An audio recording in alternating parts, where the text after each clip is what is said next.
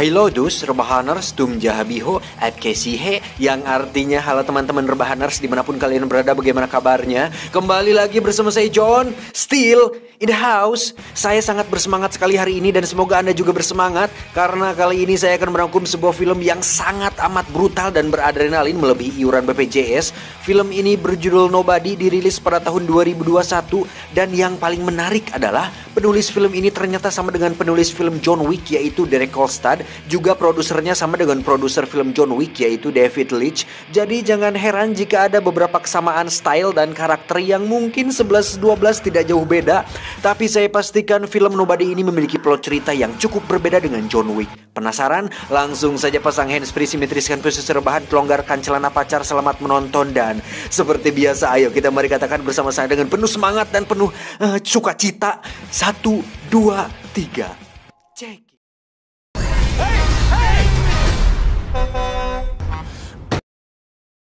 Kisah akan berfokus pada seorang pria paruhbaya bernama Hutch Mansell. Ini orangnya, di mana beliau adalah sosok ayah sekaligus kepala keluarga bagi istri dan kedua anaknya.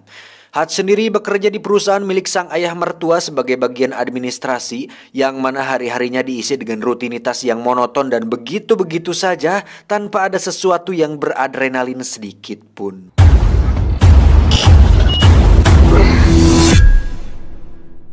Hingga suatu malam, kediaman Hutch pun didatangi oleh dua pencuri, yang mana Hutch berhasil memergoki mereka. Namun karena suatu alasan tertentu, Hutch pun membiarkan mereka mengambil sejumlah uang receh yang jumlahnya tidak terlalu banyak. What about his watch? Tak diduga anak sulung Hutch pun berhasil menyergap salah satu pencuri itu, dan ketika si pencuri yang lain teralihkan perhatiannya, kita akan melihat Hutch memegang sebuah tongkat golf dan berniat untuk memukulnya. Namun apa yang terjadi? Hutch justru meminta anaknya untuk melepaskan pencuri itu dan membiarkan mereka berdua kabur begitu saja. I said let him go. What the fuck, Dad? Alhasil anak sulungnya pun merasa sangat kecewa dengan tindakan Hutch, ditambah sikap polisi yang seolah ikut menunjukkan rasa kecewa terhadap sosok ayah sepertinya. You know, if that was my family.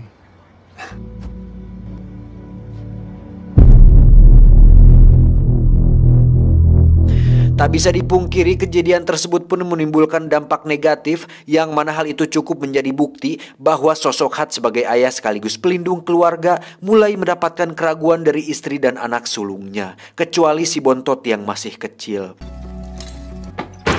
Tak cukup sampai situ, tetangga sebelah rumahnya pun memberikan sindiran keras dengan mengatakan bahwa jika rumahnya kemalingan, dia tentu tidak akan tinggal diam dan akan memberikan sedikit pelajaran kepada para maling tersebut. Dan itu cukup membuat Hutch terroasting.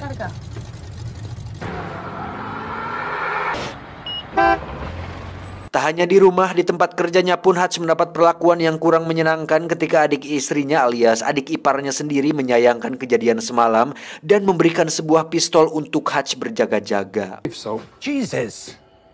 Keep my sister safe, bro.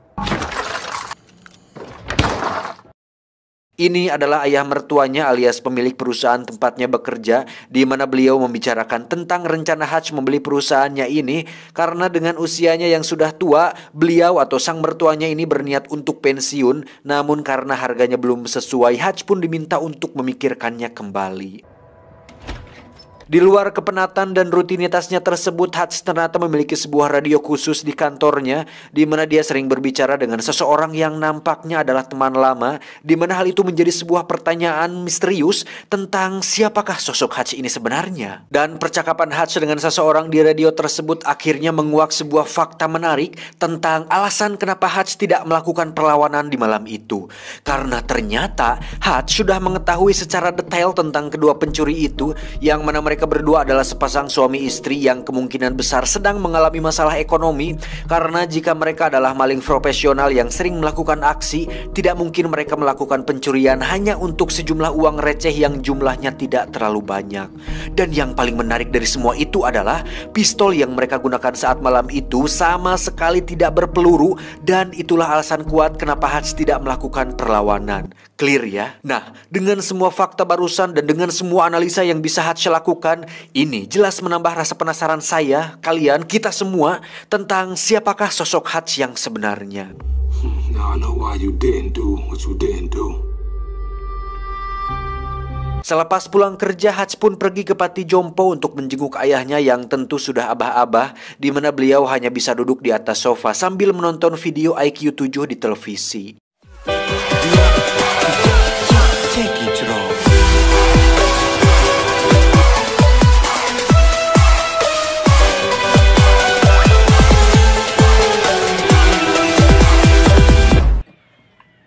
You don't look okay. Saat pulang, Hutch pun berdiri tepat di depan rumah di mana dia melihat keluarganya sendiri dan merasa bahwa dia cukup kecewa dengan diri sendiri yang gagal menjadi sosok pelindung bagi keluarga, dan itu cukup membuat Hutch merasa leles. Saat sudah masuk rumah, istri dan anak sulungnya pun masih bersikap cuek terhadapnya, namun ketika si bontot mengeluhkan tentang kalung anjingnya yang hilang dan mungkin terbawa oleh kedua pencuri semalam, disitulah Hutch benar-benar sangat emosi.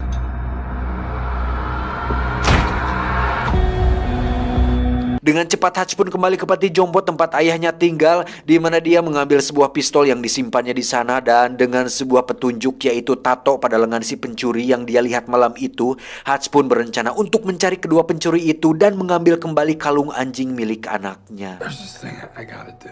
Then you best go do it.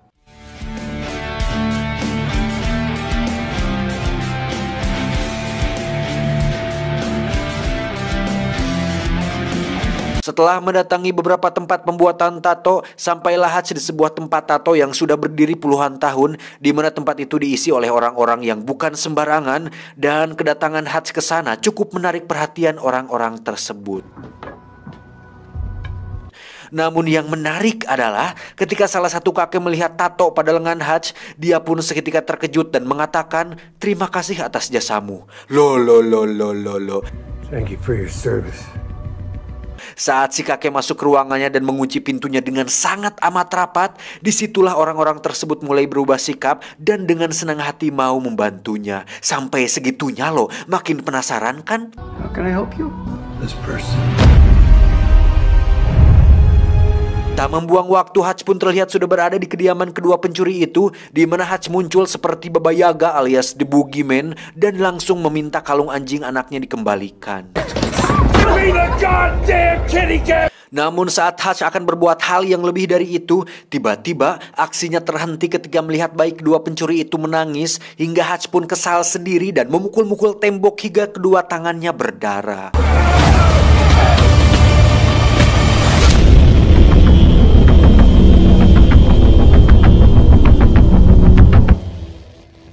Dan disinilah dia sekarang duduk di dalam bus menuju rumah dengan semua perasaan kesal yang gagal untuk dilampiaskan.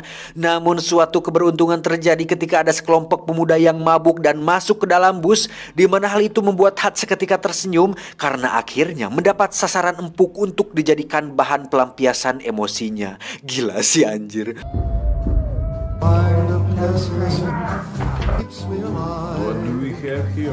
Dan ketika para penumpang ketakutan karena kedatangan sekelompok pemabuk, Hutch pun dengan santainya berjalan melewati mereka, kemudian mempersilahkan sang supir untuk keluar, lalu masuk kembali ke dalam bus dan mengunci rapat pintunya. Lantas, apa yang akan dilakukan Hutch? Ya, dia akan menghajar mereka semua. I'm gonna fuck you up. Terjadi perkelahian 1 lawan 5 pemuda tinggi besar, di mana Hutch yang memiliki perawakan kurus dengan brutalnya menghajar mereka semua, yang mana adegan ini cukup ditampilkan secara realistis dan itu sangat-sangat beradrenalin.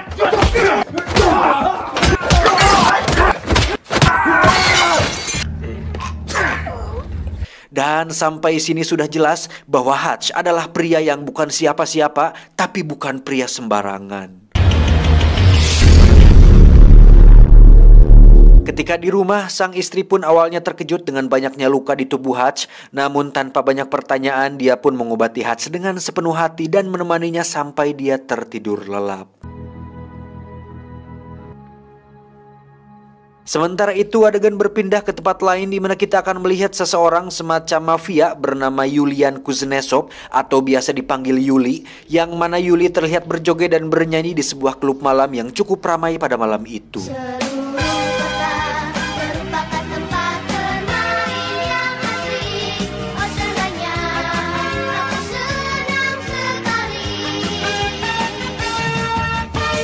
Yuli sendiri adalah seorang mafia Rusia yang memiliki usaha penyimpanan uang, yang mana rekan-rekan sesama mafianya mempercayakan semua uang mereka di tempat penyimpanan milik Yuli. Dan saat mereka bersama, Yuli pun ditegur oleh para rekannya mengenai sikap tidak gagah dirinya saat berjoget dan bernyanyi di depan umum, yang mana sikapnya tersebut dianggap bisa menurunkan kepercayaan sebagian besar dari mereka karena menunjukkan tidak adanya wibawa dan rasa hormat dalam diri Yuli. Dan apa yang dilakukannya? Yuli tiba-tiba memecahkan gelas kemudian menyerang salah satu pengunjung di sana, lalu menggorok lehernya tepat di depan para rekannya tersebut. Dan itu cukup membuktikan bahwa Yuli adalah orang yang berbahaya yang bisa membuat kepercayaan mereka meningkat. Tak lama Yuli pun mendapat telepon bahwa adiknya sedang dirawat di rumah sakit, yang mana adiknya tersebut ternyata adalah salah satu korban dari Hutch saat peristiwa di dalam bus tadi. Yuli pun marah besar dan mencoba menginterogasi satu persatu teman adiknya mengenai pelaku yang telah membuat adiknya babak belur, di mana salah satu temannya tersebut berhasil mendapatkan kartu identitas kerja milik si Hutch. How can I find this man? Singkat cerita, esok pagi pun tiba. Hutch pun terlihat sudah pulih seperti sedia kala dan tak lama mendapat panggilan telepon dari teman yang biasa menemaninya di radio, yang mana temannya tersebut memperingatkan tentang kejadian semalam bahwa salah satu orang yang dihajar Hutch adalah anggota keluarga dari seorang mafia Rusia berbahaya, yakni Yuli. Untuk mencari informasi mengenai si Yuli ini, Hutch pun pergi ke tukang cukur, di mana di situ ada seseorang yang cukup penting, entah siapa itu, tapi sekilas saya sudah bisa menebak bahwa orang tersebut kemungkinan besar adalah sebuah agensi yang pernah mempekerjakan Hutch di masa lalu. Balelol bangsat. He's as bad as they come. Dan setelah melihat dokumen tentang Yuli, Hutch pun sedikit pun tidak menyesali tentang perbuatannya semalam dan akan menghadapi setiap resiko atas tindakannya tersebut. Yuli sendiri memberikan kartu identitas kerja milik Hutch kepada stafnya, di mana staf tersebut menyuruh salah satu orang dari pihak pemerintahan atau Pentagon untuk melacak alamat dan semua hal tentang Hutch. Dan alangkah kagetnya si staf tersebut ketika mengetahui bahwa Hutch adalah orang yang sangat berbahaya, di mana kita bisa melihat beberapa foto yang memperlihatkan tentang kebrutalan Hutch di masa lalu, sampai-sampai si staf tersebut memutuskan untuk tidak ikut campur dan mengundurkan diri dari pekerjaannya saat itu juga. Anjing, gak tuh sampai semenakutkan itukah sosok si Hutch ini anjir? I'm out, no need to pay. Why you much? Saat Hutch dan keluarga sedang makan malam, di luar dugaan Yuli ternyata bergerak lebih cepat dari dugaan, di mana dia mengirimkan beberapa pasukan ke alamat rumahnya untuk menghabisi Hutch beserta seluruh keluarganya. Dengan cepat Hutch pun meminta mereka untuk masuk ke ruang basement, di mana mereka semua dibuat bingung bercampur kaget saat mengetahui bahwa ruang basement mereka selama ini ternyata memiliki teknologi yang cukup canggih. Dan di saat keluarganya bingung dengan semua ini, Hutch pun meminta mereka semua untuk tetap tenang dan jangan panggil 911. Don't call 911. Ketika pasukan Yuli masuk, sesaat saya diingatkan dengan film John Wick ketika rumahnya didatangi oleh beberapa pasukan kiriman mafia Rusia bernama Vigo, masih ingat kan? Dan sekarang saya semakin dibuat penasaran apa yang akan dilakukan Hutch kepada para pasukan Yuli ini. Faktanya, Hutch ternyata memiliki jiwa brutal 2 kali lipat lebih sadis dibandingkan John Wick, di mana Hutch membantai sebagian besar pasukan Yuli dengan begitu gila, meskipun akhirnya dia harus tertangkap karena disetrum dari belakang.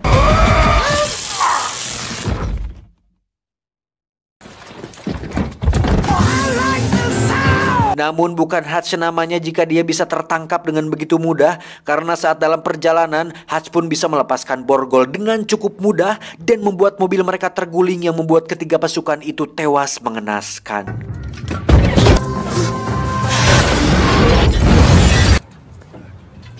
Hutch pun kembali ke rumah dan membersihkan diri, di mana dia dengan tenangnya membawa istri dan anaknya keluar dan melihat begitu banyak jasad bertebaran, kemudian menyuruh mereka untuk pergi ke tempat aman sampai situasi benar-benar kondusif. Karena masih bingung dengan apa yang terjadi, sang istri pun bertanya mengenai apa yang terjadi sebenarnya. Namun Hutch yang low profile memintanya untuk percaya dan yakin bahwa situasi ini akan kembali cager. Come back. Setelah istri dan anaknya pergi ke tempat aman, Hutch pun membuka kotak berisi emas batangan miliknya, yang mana itu adalah sisa harta dari pekerjaannya di masa lalu. Kalau di John Wick kan dia punya koin emas tuh yang kalau dibuka isinya coklat. Nah, kalau di sini Hutch punya emas batangan. Sneaky devil. Fucking kitty cat bracelet. Sementara itu, sang ayah yang berada di panti jompo pun didatangi oleh 2 orang suruhan Yuli, yang mana mereka bermaksud untuk membunuh beliau sesuai perintah dari Yuli. Dan Anda akan benar-benar olohok sekaligus terkejut ketika melihat kedua orang suruhan tersebut sama sekali tak berkutik ketika ayah Hutch yang sudah tua renta ternyata lebih berbahaya dari yang dibayangkan.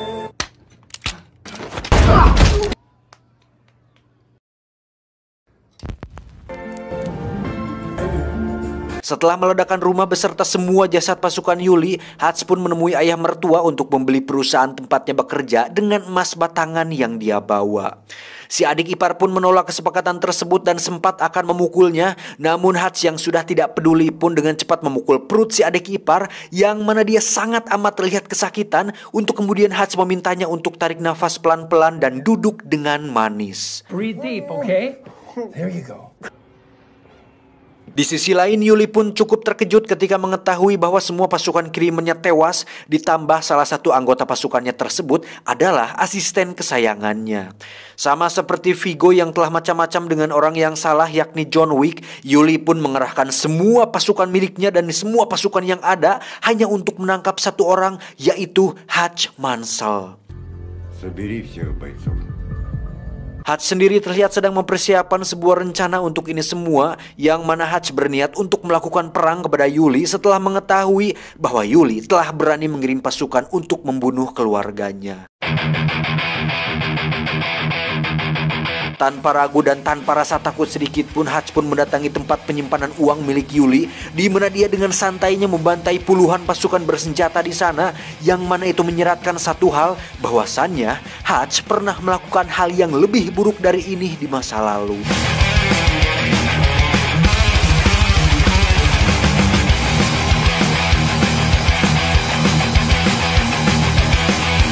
Hanya itu, Hutch pun membakar semua uang milik rekan-rekannya Yuli, yang mana itu tentu akan membuat Yuli bertanggung jawab atas hilangnya semua uang milik mereka.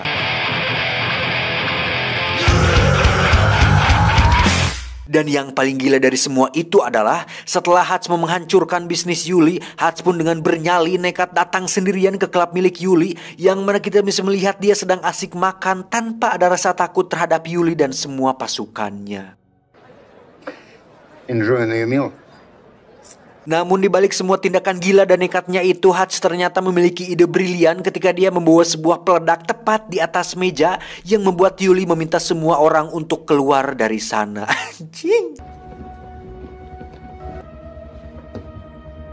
Tanpa banyak basa-basi, Hutch pun langsung mengungkapkan tujuannya datang ke sini, di mana dia menawari sebuah kesepakatan damai untuk tidak lagi mengejarnya dan keluarganya. Hingga saat Hutch mengatakan bahwa dia sudah membakar semua uang dan usaha milik Yuli, Hutch pun menyarankan agar Yuli berhenti dari pekerjaan mafianya dan menjadi orang baru yang lebih baik. Think it over. Saat keluar, Hutch pun menunggu apa yang akan dilakukan Yuli. Hingga saat Yuli keluar dan akan mengejarnya, jangan salahkan Hutch jika Yuli lebih memilih mati ketimbang berdamai dengan tawarannya tadi. Terjadi kejar-kejaran di mana mobil Hutch diberondong ratusan peluru, dan saat sampai tepat di depan perusahaan yang sudah dibelinya, Hutch pun tiba-tiba ditolong oleh orang yang menembak dari atas, yang ternyata adalah orang yang sering berbicara di radio, sekaligus anak angkat ayahnya yang sudah dianggap adik sendiri oleh Hutch. Pria ini bernama Harry. Namun bukan itu kejutannya, karena tiba-tiba ya, si ayah Hutch yang sudah abah-abah yang sudah ujur ini ternyata ikut menolongnya, di mana mereka berdua berencana untuk membantu Hutch menghabisi para mafia Rusia jahat ini. If I didn't miss this shit. Sementara itu Harry pun terlihat sedang bertarung jarak dekat setelah para pasukan Yuli berhasil masuk ke dalam, yang mana Harry melakukan sebuah tembakan luar biasa ketika 3 orang langsung tewas hanya dengan 1 tembakan yang dilayangkan olehnya. Namun Hutch tetaplah orang yang paling brutal saat ini, di mana dia menggunakan jebakan tikus untuk membuat sebuah peledak kecil. Kemudian saat orang-orang itu terkejut, Hutch pun dengan cepat menembak mereka dari jarak dekat untuk kemudian mengambil sebuah pistol dari kulkas, lalu menghabisi yang lain dengan tembakan linggis yang sudah dibuatnya. Ketika mereka bertiga berkumpul, disitulah saat-saat masa lalu seolah terulang kembali, yang mana mereka bertiga adalah sebuah keluarga yang sangat ditakuti karena memiliki sebuah profesi yang cukup mengerikan di masa lalu. Setelah semua pasukannya tewas, tersisa Yuli yang masih hidup, di mana dia berhasil menembak bahu Harry yang membuat mereka bertiga terdesak. Dan jangan anggap ini adalah adegan dramatis yang akan berakhir menyedihkan, karena dengan semua kegilaan dan kebrutalan Hutch, dia pun nekat menempelkan ranjau peledak pada pintu anti peluru, kemudian mendatangi Yuli sedekat mungkin, lalu meledakkan ranjaunya tepat di bebenguk si Yuli hingga membuatnya tewas dengan kondisi yang sangat mengenaskan. Setelah semua ini berakhir, Hutch pun ditangkap dan diinterogasi oleh 2 polisi, di mana mereka berdua sangat amat terkejut dengan ratusan jasad manusia di lokasi tersebut dan seolah tak percaya jika Hutch telah melakukan itu semua sendirian. Tak lama salah satu polisi pun mendapat panggilan telepon disusul dengan yang satunya lagi, di mana mereka mendapat telepon dari seseorang yang sama yang nampaknya sangat penting, entah siapa itu. Namun yang mengejutkan adalah mereka berdua meminta maaf telah menangkap Hutch dan melepaskannya begitu saja tanpa ada sesuatu yang menyulitkannya sedikit pun. Saat polisi itu bertanya, "Siapa kamu sebenarnya?" Hutch pun menjawab, "Aku bukan siapa-siapa." Nobody.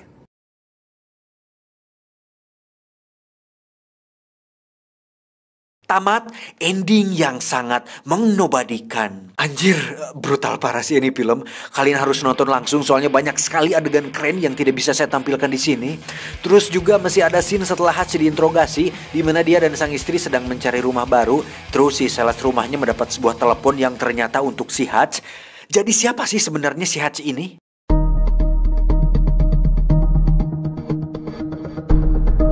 Menurut analisa tim IQ 7 cabang Pentagon, dari beberapa data dan informasi di sepanjang film, kemungkinan besar si Hutch ini adalah seorang agent, tetapi agent di atas agent, yang mana tugas dia adalah untuk membereskan masalah yang tidak bisa diselesaikan oleh agent biasa. Ya, semacam tim pembersih lapangan. Kalau kalian ingat film John Wick, ada namanya The Adjudicator yang dikirim oleh High Table, yang mana tugas utama beliau adalah untuk membereskan orang-orang tertentu yang menjadi target operasi.